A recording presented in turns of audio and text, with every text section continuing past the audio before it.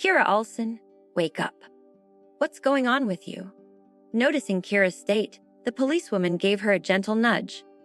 Groggy, Kira blinked her eyes open. The woman, usually so composed, was now trembling from exhaustion. Please help me over to the bed. Sure. The officer quickly guided her to the cot and asked, How are you feeling right now? Kira was in bad shape, and even for Holly's sake, she wasn't about to pretend. She said, Trase gasps, Trotsir, I'm anemic. Have Holly Sims run another blood test. It ought to show up this time. Hearing that, the policewoman furrowed her brow, studying Kira closely. Dr. Sims is upset. She probably won't come back. Kira pressed her lips together. Then you can draw my blood and send it to the lab. Trusha music. Trus, the policewoman replied. All right. I'll call someone from forensics. Her music with that, she stepped out of the cell. As she was leaving, Poppy Hill stopped her.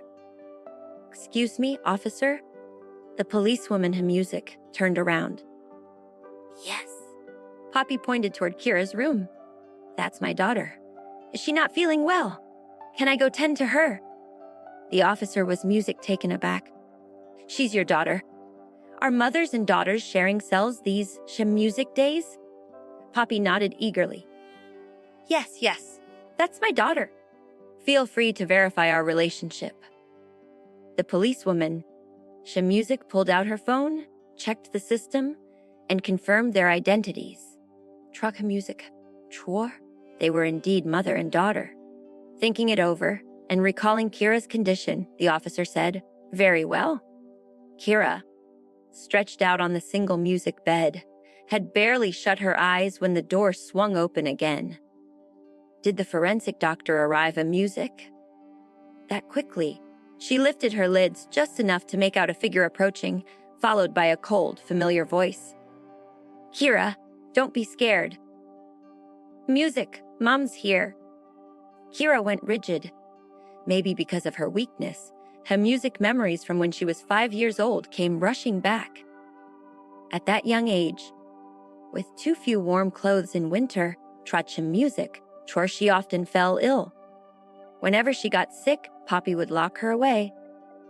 Trotch music, toward forbidding her from going outside. Whenever Mrs. Olsen found out, she'd always come by to check on her and bring her medicine. But the instant Mrs. Olsen left, Poppy would rush to her side, grab her by the throat, and force her to vomit the medicine she'd just taken, all while beating that helpless 5-year-old. She'd hiss furiously in her ear. Torture laughter? Chore, you don't deserve medicine. Just burn with that fever. Why don't you just die? You deserve this. Think you're tough, don't you? How dare you lay a hand on Isla? You've struck her several times, say music, and you had the nerve to defy me, landing me in this jail. I'll strangle you.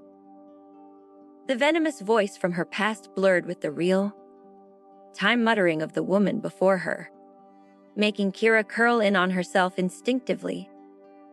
Hem music, just like she did as a child, trying to make herself as small as possible to block out the outside pressure.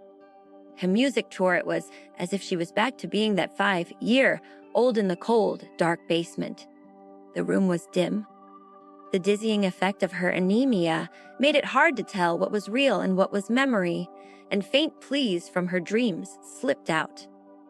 As a 5-year-old, her music, she whispered softly, Mom, I'm sorry. I didn't mean to get sick. Please stop hitting me. Sure, but sharp pain still shot through her body. The woman in front of her kept pinching her arms, shraha music throughout her abdomen, and thighs without mercy. Kira clamped her lips shut. By 7, she knew that begging was pointless and she could music only bear it. The hurt went on. The curses didn't let up. Troy, stay. You killed my brother. You'll pay for it with your life. Churcha music, chor. By the time Kira was 9, she'd learned to fight back, even trying to shove the woman away. But she wasn't strong enough, and it only brought worse beatings. Then came the endurance at 10, At 11, at 12, until she turned 13 and started high school. Her music, even though she was still thin, she'd grown taller than Poppy. She pushed the woman aside and said, "Since you hate having me as a daughter, I'm leaving." She gathered a few Hey Music tattered clothes and, without a second thought, walked out of the Olsen house. There was no home for her in the world, but outside was vast and open. Anywhere but the Olsen house could be her music home. She was older now, and she could take care of herself. Kira's eyes flew open, snapping out of the nightmare.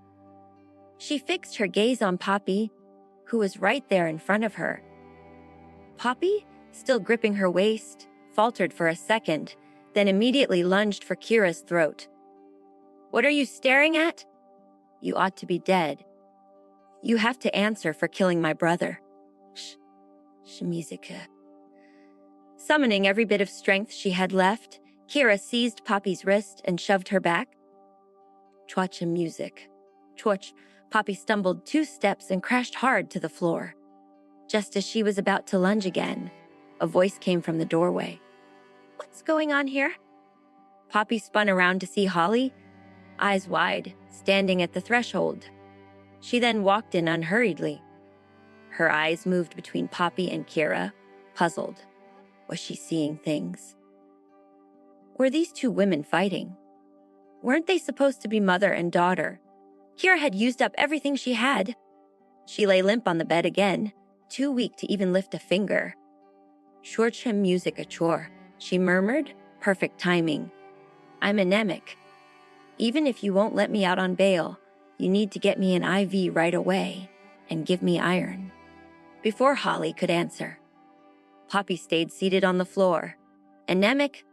With that kind of strength you just showed. You pushed me. I say you're faking music it. You started a fight in here, and you'll face the consequences." Holly, having just walked in, had seen Kira open her eyes and shove Poppy away. The coldness in Kira's gaze made Holly feel like she didn't even know her anymore. Remembering Isla's words, she tightened her fists and announced, "Kira, I won't fall for your tricks this time." She turned and called over the guard. They were fighting. "Take them to solitary confinement immediately." Then, catching her breath, Holly added, "Separate cells, of course." Outside the police station, the lawyer got word that bail had been refused, and he said helplessly, "Mr. Horton, if we want to appeal, we'll have to wait until tomorrow." "Chorty music tour." Louis scowled at this, glancing at Samuel.